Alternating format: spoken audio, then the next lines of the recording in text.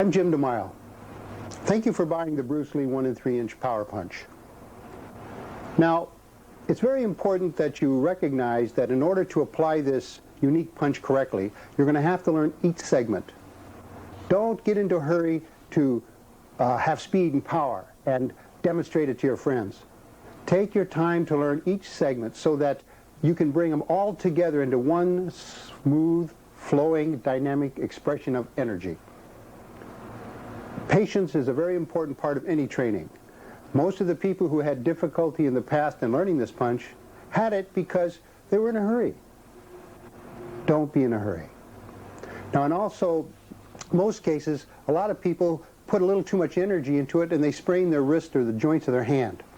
This is something that you really want to avoid. If you do hurt yourself, please stop practicing till it completely heals. Now, I've put in a few precautions, a few exercises to help strengthen the wrist and the joints. Also, you want to be able to really qualify with anybody you work with that they're in good health, especially their lungs and heart. And anytime you hit any partner in practice, always make sure that they have a well-padded vest or a phone book. I prefer a phone book. And I've demonstrated a little later in the tape on how to use it properly. But in reality, never really try and hit as hard as you can when you're working with an opponent. It's very dangerous, this punch. In fact, you want to make sure never to hit over the heart because it's an internal punch. It's an explosive punch. It's a concussion punch, and it tends to shock the inside organs. So, do not hit over the heart. When you use a phone book, hit in the general area of the solar plexus because that affects the lungs as far as the lungs can feel the blow and they sort of pop a little bit, and the partner can tell if the punch is correct. Also, never hit in the kidney area.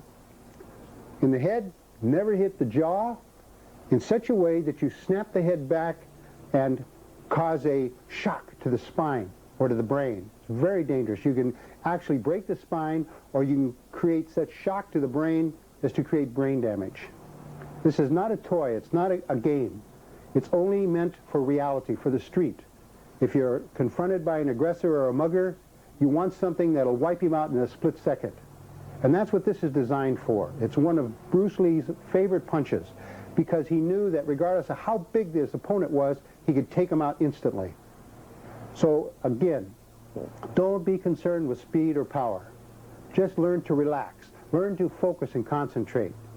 And a very big part of your initial training is to meditate, to push away all outside disturbances and distractions and just focus on your training itself. Now, towards the end of the tape, I've put in a couple meditation techniques that hopefully will help you not only get rid of tension and distractions, but also to concentrate and bring your energy flow into one dynamic, harmonious expression. So anyway, enough talking. Please get on with your training. Best of luck.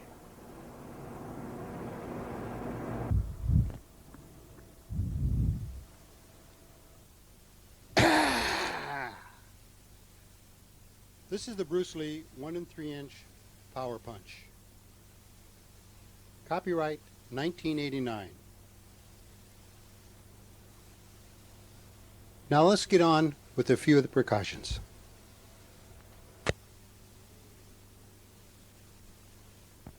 Are the areas that are injured the most when practicing the power punch.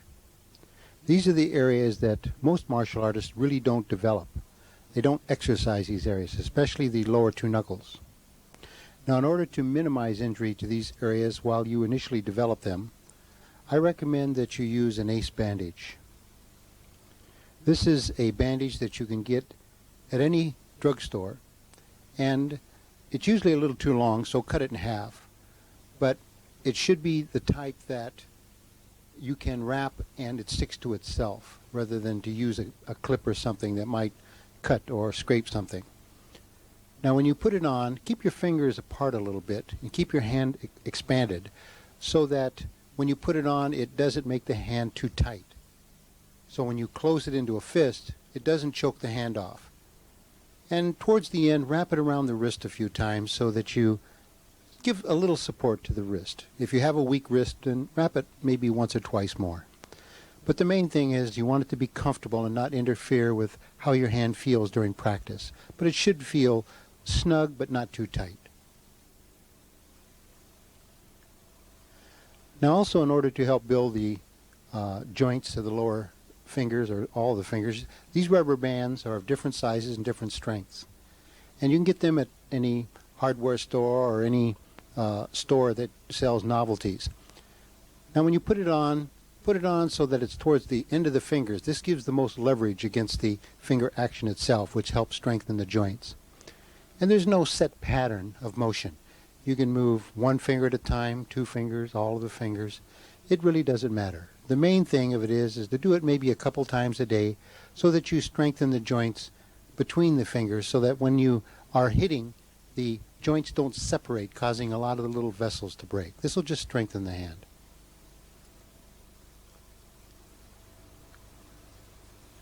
Also, in order to help strengthen the wrist area, I strongly recommend using a weight. Now, this is 5 pounds. Now, it doesn't really matter the type of weight, or it could be a weight that you hold like a weightlifter's weight. But the main thing of it is to work the widest range of motion that you can with your wrist. Circular motion, up and down motion, keeping the forearm out so that the forearm also gets some strengthening and exercise during this. But at the same time, take your time, move slow and distinctly.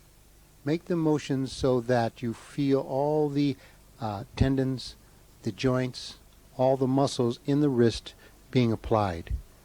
Notice how the hand moves from the right to the left. This gives a broader range of motion and ensures using all the muscles and ligaments in the wrist area.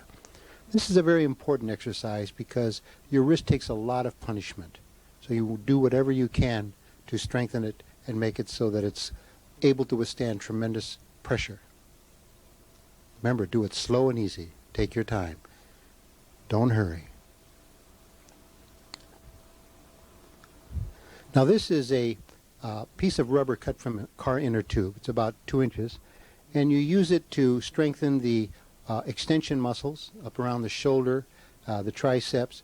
You'll notice as Steve extends his arm forward, he also spreads them out as far as he can, and then he lets them drop back to his body. He'll go back and forth for 1 solid minute.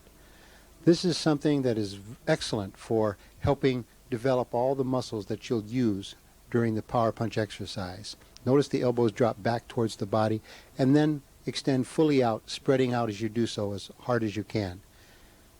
Keep this up for 1 minute, back and forth. Now you can also use this inner tube piece of rubber for a punching extension itself, and the amount of tension will depend on where you hold the rubber in the background. Like the left hand holding it back closer to the chest will cause the right arm to have to extend further, therefore causing more leverage against the punch. This is something that will just give you a broad range of motion, is very inexpensive, and it'll allow you to exercise the muscles and the arm action necessary to develop the power punch. Use both of the hands. Don't just favor one. The hand grips are also very, very important relative to your training, especially for the lower knuckles. Now, this is an exercise which is also done for 1 minute. You squeeze them as fast as you can for 15 seconds, then you hold them for 15 seconds, squeeze them for 15 seconds, hold them for 15 seconds. You'll notice the emphasis is mainly on the lower 3 fingers. The pointer finger is left out, so it doesn't help squeeze the squeegee. Use a light grip, so that way there you can do it more times and develop more of the hand fibers. But again, squeeze it as fast as you can, 15 seconds, then hold it. Hold it like you're trying to squeeze blood out of a turnip, and then squeeze it again. Now this is a wrist roll. This wooden bar is about 12 to 18 inches long. It's got a hole drilled through it, and this rope is pushed through it, tied, and then extends down to a weight, which is roughly about 2.5 to 5 pounds. I recommend 2.5 pounds. And secure it however you can so that it's attached to the weight so it won't break loose. Now the idea of this exercise is to be able to stand erect, keeping your body in line with the head and the feet. And when you raise the weight, raise it so that your arms are straight out and your hands are slightly above shoulder level with the weight off the ground. The rope should be just long enough so that the weight is off the ground. Once you start the exercise, you will continue the exercise without stopping for 1 minute, and as fast as you can, roll it up and down for 1 minute. You're going to try and do it at least twice. Now, Steve is rolling it up on the inside. That means that he's rolling his hands away from him, and that will bring the rope on the inside. He's making each move independent. He's not letting it slip. He's actually rolling it up with his hands and rolling it down with his hands, both of the hands equally. As soon as the rope gets to the end, it will begin to roll up on the outside, which is a different exercise. It calls for different muscles to be employed. Notice now the rope is closest to you. That's on the outside. And do this for 1 minute.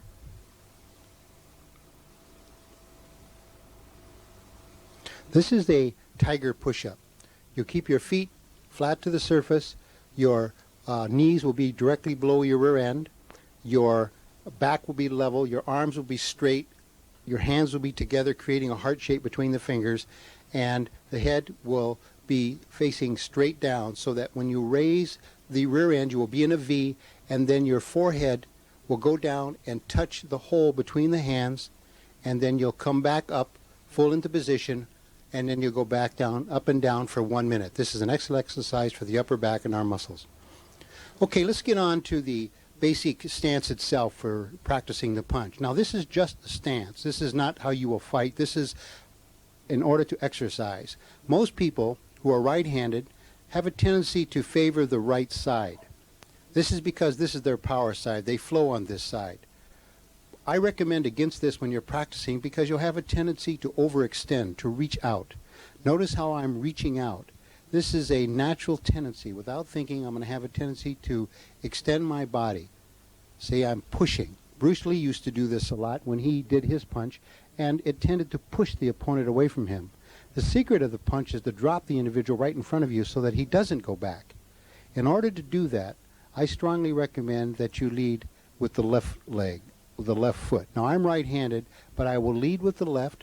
I will place my body so that it favors the left, but I will then practice with the right as far as the hand motion. This allows me to control my range of motion much easier, much better. I do this for two reasons. One is to get the understanding of the control, but also to be able to know that I want to control my center line.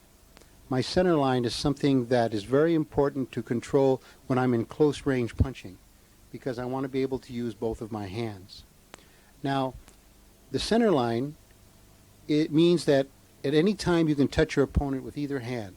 If you pivot too far, you're going to notice that the right arm, if it's blocked, will not be able to, the left arm won't be able to be used. And this is going to be really restrictive to what your technique is. The idea is to be able to do short punches so that if you're blocked, you can be able to still sweep with your left hand and still function even though the arm has been blocked. And that gives you a broader range of techniques that you can employ. This is very important. So again, don't extend out. Most people will tend to bend because they like the pivoting action, but you can easily be trapped. Try and not bend too far. Try and favor the short range. Now, this is the short action itself. Notice there's just a slight pivotal action in the arms. This way I can use both my hands equally. It's a very efficient and functional way to apply close-in technique. I always assume I'm very close to my opponent. Now first, let's get into what the floating or power punch is as far as its basic position. The hand actually hangs at the wrist. This is why I have a tendency to call it the floating punch, because the hand has no tension. Notice the fingers are loose and relaxed. There's no tension in it. There's just a loose, comfortable feeling. The hand will be vertical. It will not lay down flat towards the surface. It will not hang down as it normally would facing the ground. It will hang vertical but at an angle. This will give it good lift when you're doing the punch. Now, when you're practicing the 3-inch punch and you're hanging down, you want to use the pointer finger knuckle to determine the distance. this is what you will always do in order to practice. You will just reach up with your pointer finger, touch with the knuckle loosely, and then you will be able to draw the hand up, snapping it into the punching position, the driving position of hitting with the lower two knuckles. Now, as you're doing this, just prior to your hand snapping up, you're going to find that you want to close the hand in a rolling action where the fingers will roll up and close as you snap the hand. This is something that you want to do without thinking. Don't close it too late. Don't close it too early. You'll close it in one swift action and then fire it in. This is something that you'll just have to have a feeling for by practicing again and again, again and again. Now, this is the 3-inch. When you do the 1-inch, you will use the hand knuckle itself, the pointer finger knuckle of the hand, and you will make a very short snapping action. Notice how short this is compared to what the 3-inch was. It's just a very short action. This will be much quicker and is usually done with a jamming technique by the body. But when you roll up the fingers come up in a similar fashion to the 3, a little faster, but at the same time they come up just prior to the striking action itself. Don't be in a hurry. Just practice this slow and easy against the surface like a light bag, just getting that snapping action itself. Notice how it just snaps at the wrist. The hand will suddenly snap up, hitting with the lower two knuckles as I drive my hand forward. This is very important because it's a very basic movement. Now, the arm action itself is very important. You notice that when my arm goes forward, it recoils. In other words, it pulls back, snaps back. It doesn't pull back. It snaps back, not past the elbow position if it was just hanging, but down to where it normally would be, like there. Notice how it just pops up and back. It doesn't go back past my body. And also, it's like a bullet being fired from a gun. The more snap that I can get out of my wrist forearm action, the more power that will be generated through the snapping action of my hand. Notice that it's almost an invisible type of action. The faster I do it, the more action I get. Now I'm just practicing the action of the hand itself rather than the punch, the snapping action of the arm itself. Each of these is a different exercise. Now this is the 3-inch overall body position. Notice the leg will have a tendency to drop. The right leg will have a tendency to drop as if you are falling, and then you'll catch yourself. The left knee will move also a little bit, but the primary drop is in the right leg. And you'll watch the whole body. Notice how it just sort of drops and twists slightly. At the same time you do that, you will hit with the hand. The action is very noticeable in the 3-inch because you're driving it forward. It's almost as if you're driving it forward with the knee. This is to give it a certain amount of spontaneous explosiveness in the movement itself, rather than just the arm itself. Now in the 1-inch, you'll notice that it's more abbreviated. The 1-inch is much shorter. It's like a twitch. This is a movement that, again, you do usually when you jam. It's very common to mix the 1 and 3 up, and actually I'm just really separating these for purposes of practice. Notice it's just kind of a twitch. Just not as deep, it's not as defined, but yet you can specifically see that there's a movement. Again, very light movement in the other leg, but the right leg, which is the primary movement, is very distinct, but short. Now, this is the jamming action. Notice how this is where you would probably normally use the power punch, where you've jammed your opponent and you're just sort of going to hit and move your body forward. And that's what will happen with that leg action. It'll sort of drive you forward a little bit. This way here you can get the maximum effect in extremely close range to your opponent. Now this is the 3-inch raised heel. The 3-inch raised heel just gives you more drive into the bag. It gives you more explosiveness. But you'll notice that I'm doing the same basic 3-inch movement with the body. The knee will really penetrate, the foot raises, the hand snaps in, the hand will close. I'm using the finger to judge my 3-inch distance. But the foot will actually propel the whole body forward very distinctly. It's just like I've stepped on a tack and I'm jerking my heel up. This is a very distinct raised heel position. It can really add a lot of snap, a lot of explosiveness to the blow itself. Now these are just basic exercises. Don't be caught up in having to do everything perfect. You'll just get a feeling for it.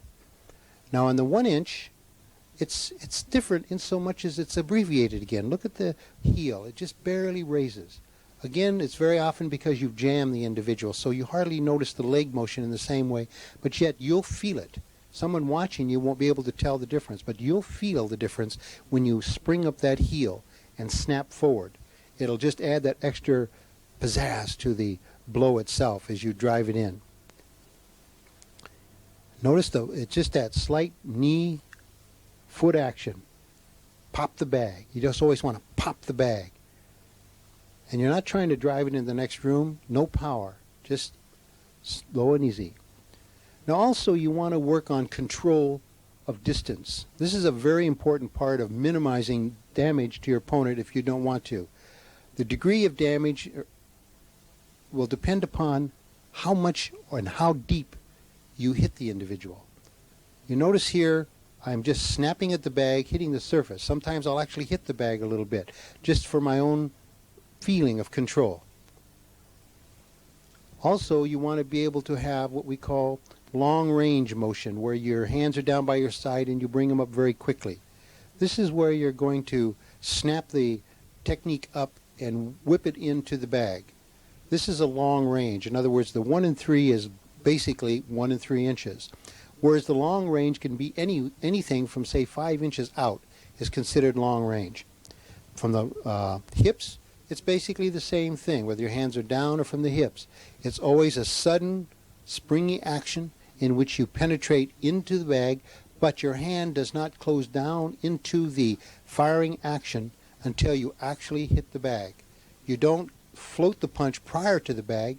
You actually hit the bag in the same way as if you were doing a 1 or 3 inch punch. It's just that your timing has got to be better because you're coming from such a distance. It makes a big difference. So take your time when you're practicing these basic long range motions. Folding of the arms is the same way. It's being able to know that when you come out of that position, you're going to fire directly into your target. It's a surprise attack, but it's something that is done in the same way as far as the end result as the 1 and 3. It's just that your hands start from a different position.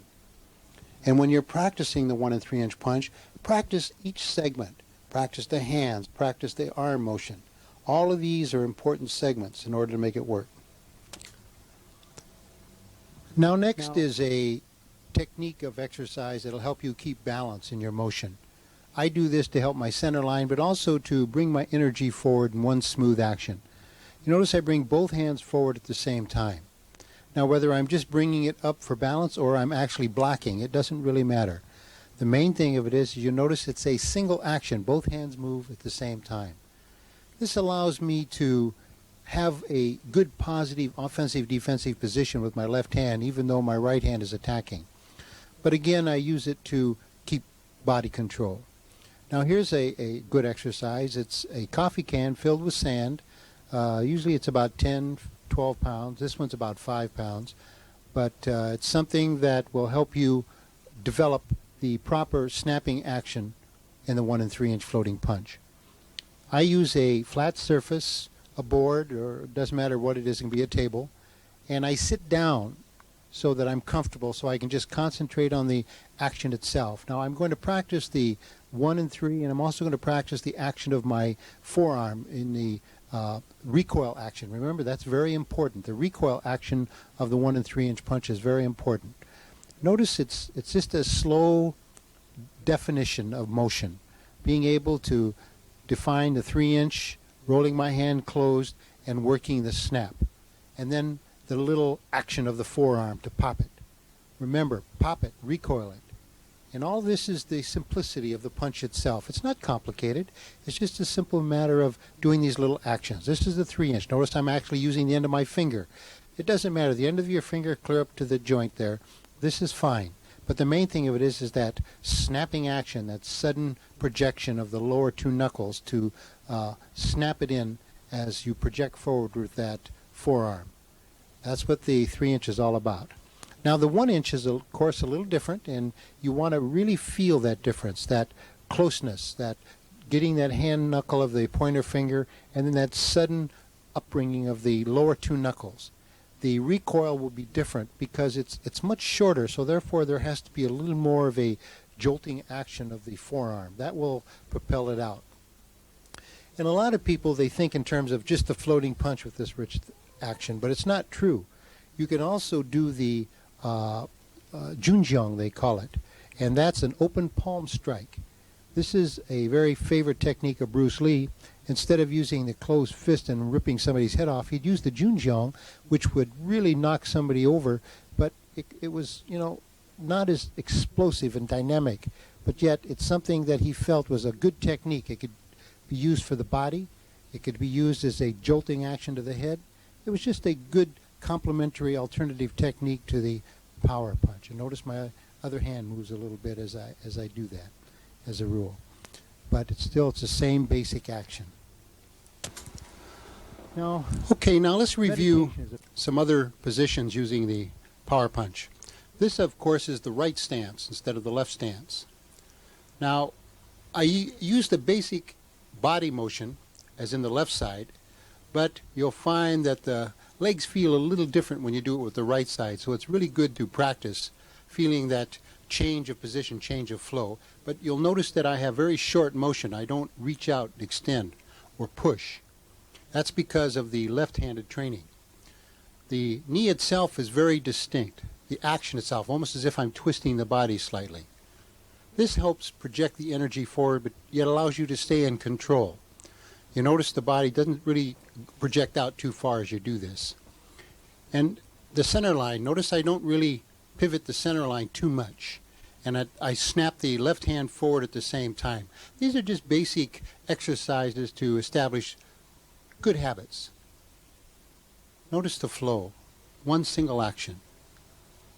Very simple motion. Knee, body, arm, hand. You can add the raised heel. Now this is a side stance. You don't have to be front, either right or left. You can actually fire from the side, but you notice the use of the body is sort of a projection. A little different than the other punches, because this way here you don't have the same energy base, the power base. But you can still use the same basic, front projection. Notice how the knees now will go forward, just a jolting action. It's just a sharp jolting action. The left knee, which the foot is pointed towards us, the knee will tend to go outward, tend to project outward, whereas the forward knee tends to push forward a little bit, and the whole body tends to go forward on that straight line.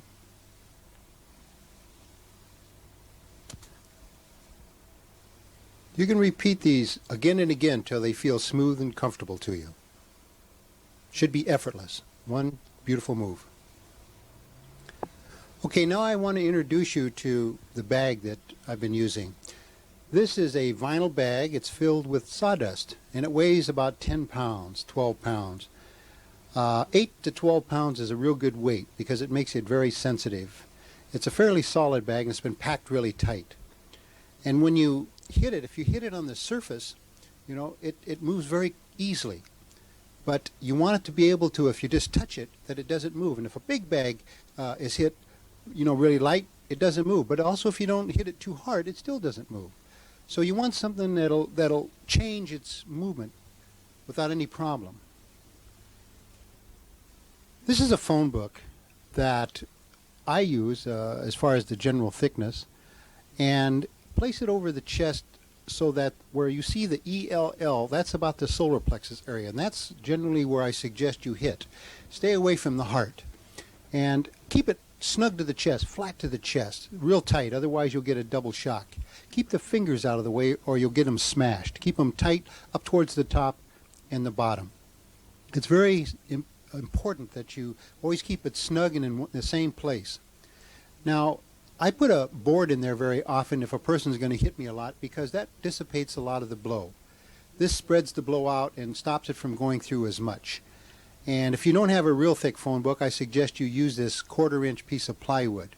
But if you're going to practice much, it's good to use it. But please wrap your hand, because this is a little harder on the hand. When you smack that, it's fairly firm.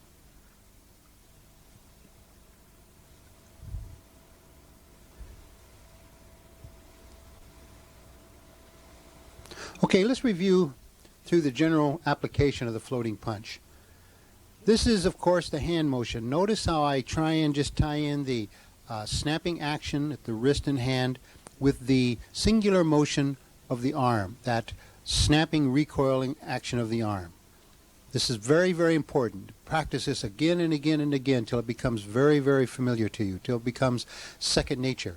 Because this is the key to the floating punch, the key to the action that creates the internal explosiveness, the concussion that makes the lungs collapse, that creates that tremendous shock to your opponent. Just again and again, fluid, flowing, snapping, mix it up, feel the action, the definition of motion, then snap it to just feel that explosiveness, that pop, that recoil. You can't do this too many times. Okay, now let's get into some meditation, which will help you in being able to develop explosive internal power, but also to train correctly. This is paper meditation. It was taught to us by Bruce Lee. It's an excellent, excellent exercise for flow, for energy flow, for internal energy flow as well as kinetic energy flow. Now you take a 8.5 by 11 piece of paper, wrap it up really tight into a ball, get it really wrinkled, and then you're going to spread it all the way out again, but you're going to leave the wrinkles in it, don't be concerned about it, and lay it down in front of you so that it's fairly centered and not too far from the body so you have to reach for it. Then clear your mind. Breathe in deep, clear out the lungs, and feel sort of a centering. And now put your hands together, bring them down, and slowly, without too much pressure on the paper, you begin to just iron it out. Iron it out. And initially when you begin this, just develop the actual proper practice itself of motion. Keep your body fairly upright and breathe in as you come up. And as soon as you start spreading out your hands, exhale.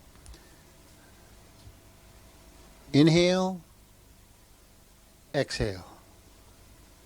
Inhale, exhale. And you're just working with the general flow of the action. But as soon as you've got this down, as soon as you feel comfortable with it, then you will internalize and imagine that instead of the air going out of your lips, they go out of your arms. And that's why now you notice I'm very pursed-lipped, very tight-lipped. That's just so very little air can go out. And the rest of it, I imagine, is going out through my arms, is going out like a flowing river. And it's all my power, and I feel this flowing, steady energy flow of energy across the paper. I feel it going out, becoming more powerful, but very consistent. And I can see this mentally. I can feel it physically. And you do the same basic motion that you did before. You do that steady, slow, sweeping action of the paper. Bring it back up into the prayer position. But at the same time, you're breathing in and out in the same way. You're exhaling on the downstroke, inhaling on the upstroke. Breathing out through pursed lips. It's a very important exercise. It'll really help with the energy flow. And one of the important things that we learned from this particular exercise, which we were very surprised, but we went down into crowds and tested this, is that as you develop that inner power, that energy flow out through the arms, you really don't feel it. But you'll begin to feel it when you go out and you push your way through a group or through a crowd. And this is part of the exercise. Imagine your energy is flowing. It's very dynamic. Flowing out, exploding out. And it'll be quite a different feeling to you. Very powerful. Now the next one is candle meditation. And this is to gain more control over your internal energy itself. The candle should be slightly off the surface, but within easy visual range. It can be something that helps create the proper mental atmosphere. Something oriental, of course, makes it feel more like a true meditation. And you want the candle itself to be vertical, where it just flows upward. And you want to be, away from any draft, so that you can concentrate fully on it, focus on it. Try not to blink. Try and just put all of your being into centering at the base of the flame. Not at the flame itself, but at the base of the flame. And what you're trying to do is like you're funneling down your thoughts and your energy as if you're trying to disrupt the flow of the flame, and your whole being is surrounding the flame, and you want to just knock that flame loose. You want to just joint the flame. It's an excellent exercise for focus and concentration. Breathe in and out very slowly and evenly.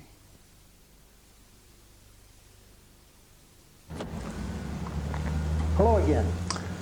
Hello again. Well, now you've had an overview of the tape. You can see it's really not going to be that complicated. But it is necessary for you to review through the tape a number of times to see what is going to be required of you, what you're going to need to spend a little more time on. As you start working with the tape, try and see what feels comfortable or uncomfortable. Anytime that you're having a problem, it's a matter of just going back and really listening to the tape. But at the same time, it's something that anyone can do regardless of age, sex, or condition, because it only does take a few tenths of a second or even hundredths of seconds when you're doing it correctly. But you have to coordinate that whole body action into a single flowing dynamic flow. And that's, of course, not only the body itself, but the internalized training. A lot of people think just in terms of the physical, explosive energy. No, it's also your ability to concentrate, your ability to condense down your energy and explode it out one single point. And that's why meditation is important. And if you have different meditations that I offer you, fine. It doesn't matter, as long as that you have that internal control to complement your use of energy. Now, I do have a few tapes that could be complementary to your overall training. I have Chi Sao, which is sticking hands, which is very close combative exercises for controlling your opponent offensively and defensively. I have Fon Sao, which is more long range and freer moving, but it's also to trap and control your opponent's energy. It's one of Bruce's favorites. Closing the gap, how to enter from outside the range of kicks to approach and get in and do your technique on a karate man or a kung fu man or a boxer or a wrestler, it doesn't matter. How to multiply your energy, your power, 8 levels of power. Speed, how to multiply and triple your speed of reactions as well as your speed of motion. As well as some meditation techniques for personal growth and for accelerated learning, not only in the martial arts, but in everything that you do. So, please, if I can be of any help, drop me a line. If there's any questions that I can help your practice get better and be more successful with the punch, please feel free to ask. Now, I want to thank very much Steve Friend for helping me doing the demonstrations, Irene Demile and Michelle Demile for helping me tape, and above all, I want to thank Tom Sandor for helping in the ideas of editing and putting this tape together. So again, I really wish you the best in your training, and be patient. Aloha.